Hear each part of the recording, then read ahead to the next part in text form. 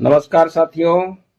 शिक्षक होना बड़ा कठिन है और इस पद को बनाए रखना और कठिन हो गया है। हम आप सबों को इस YouTube के माध्यम से ये जानकारी देना चाह रहे हैं। ये कैसा संशोधित रिजल्ट प्रश्न है या कैसा संशोधित रिजल्ट, बड़ा अजीबोगरीब संशोधित रिजल्ट है। सहायक यानी 26,001 पद की जो बहाली होने वाला है, अभी देख रहे हैं 2025 में 26,001 पद की जो बहाली होने वाला है। इस पद में सारा कुछ प्रक्रिया अपनाने के बाद संशोधित रिजल्ट जो दिया जा रहा है, ये अजीबोगरीब परिणाम देखने को मिल रहा। उसमें मैं एक जीता जागता भुक्तभोगी हूं, ना जाने मेरे साथ ऐसा क्यों किया जा रहा है। अब मैं अपने पूरे दस्तावेज के साथ आपको दिखाना चाह रहा हूं। पहले देख लीजिए, ये 4 एडमिट कार्ड होगा, अलग अलग डेट में अलग अलग स्थानों पर 4 जगह 4 दिशाओं में परीक्षाएं ली गई। अब समझ सकते हैं परीक्षा कोई सामान्य परीक्षा नहीं, कितना मुसीबत में लोग रहते हैं और कहां जाकर के परीक्षा देना है, समय पर पहुंचना और उस जगह पर परीक्षा देना, यह बड़ी कठिनतम कार्य रहा। परीक्षा देने के बाद परीक्षा पास करना, फिर इसके बाद आप देख सकते हैं ये डीबी का जो लिस्ट है, यानी सत्यापन प्रमाण पत्र के सत्यापन के लिए था, वो भी अब दिखाने जा रहा हूं।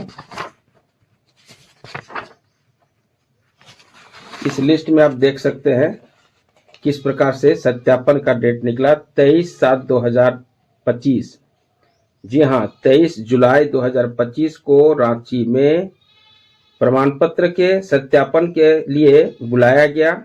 उसमें जाकर के हम पहुंचे, वहां सही खड़ा उतरे, किसी प्रकार की कोई त्रुटियां नहीं रही।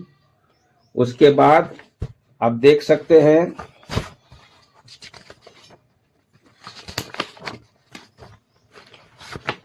जिला काउंसलिंग, जी हाँ, 18/8/2025 को जिला काउंसलिंग के लिए गिरिडीह जिला में हमें चयनित कर दिया। 6 to 8 भाषा के लिए हम चयनित हुए हैं।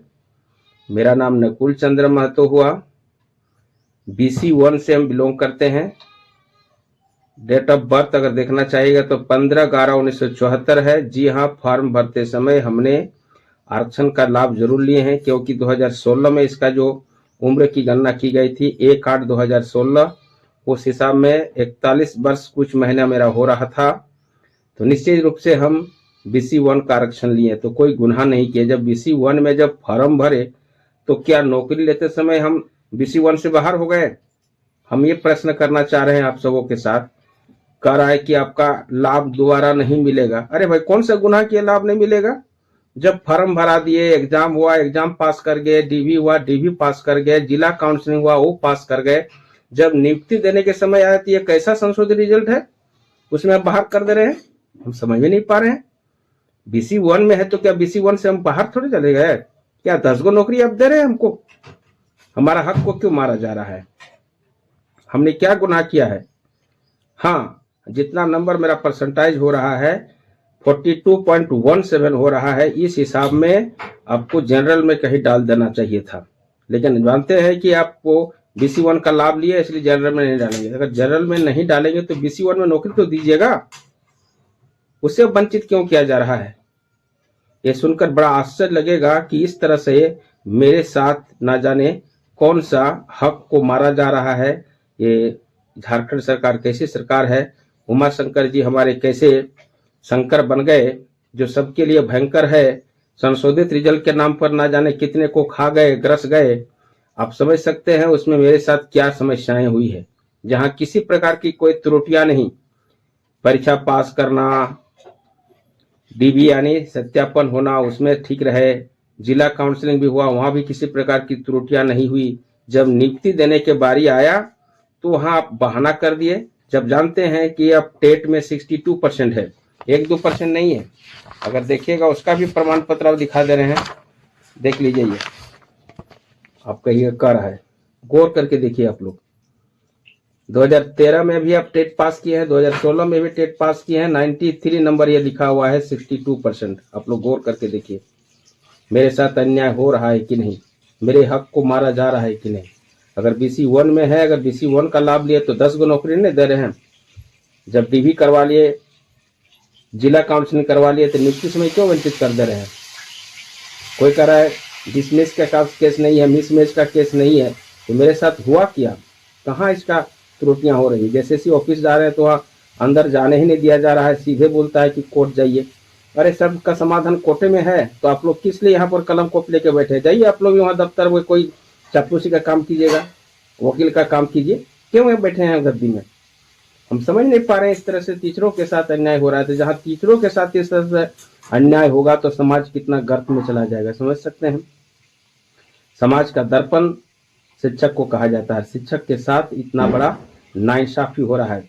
बंधु, आप लोग गौर कीजिए और मेरे साथ इंसाफ कराने की कोशिश कीजिए।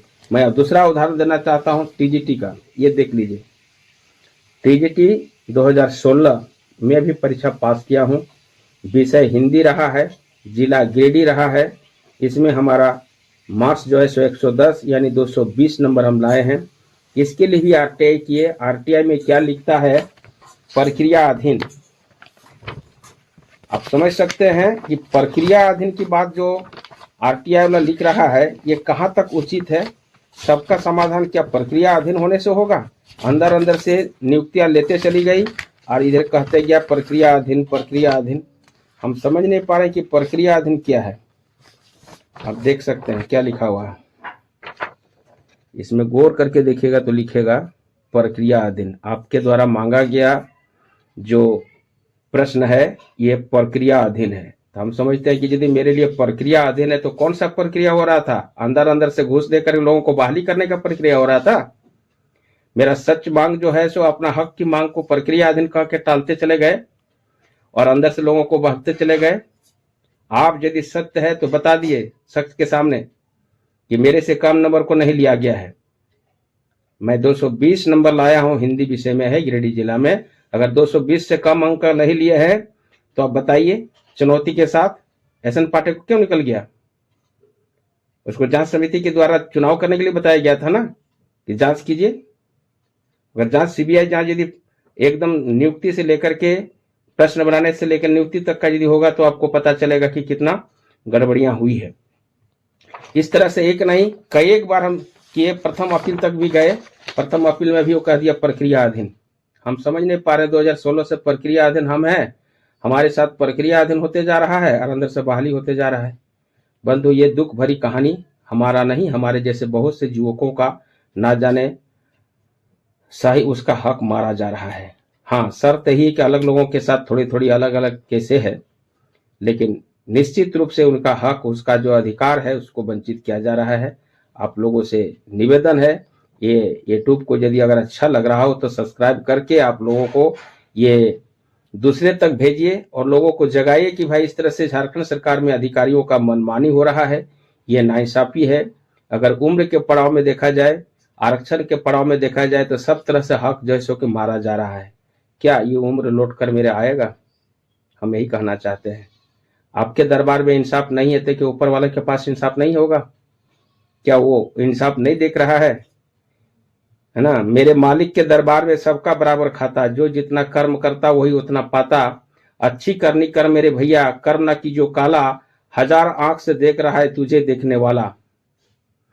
बुरे कर्म का बुरा नतीजा ना मानो तो करके देखो, उससे ना मानो तो रावण और कंस के घर जाके देखो। 1 लाख बेटा 1.25 लाख नाती, जिसके घर बचाना एक भी दिब्बती। तो निश्चित रूप से हम अपना दुखड़ा सुनाने के लिए यूट्यूब को बनाए हैं। अच्छा लगे तो लाइक जरूर करना। धन्यवाद।